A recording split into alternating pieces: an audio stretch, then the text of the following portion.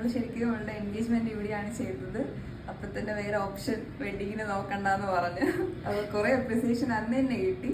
അപ്പൊ നമ്മള് അപ്പൊ തന്നെ എനിക്ക് തോന്നുന്നു വെഡിങ് ഫിക്സ് ചെയ്ത് അന്ന് തന്നെ നമ്മള് ദീപ്തി ചേച്ചിനെ വിളിച്ച് ബുക്ക് ചെയ്ത്.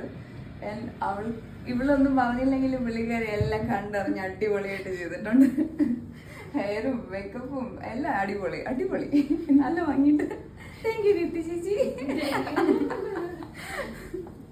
എന്റെ മേക്കപ്പും കേട്ടോ, എന്റെ മേക്കപ്പ് അടിപൊളിയാണ്.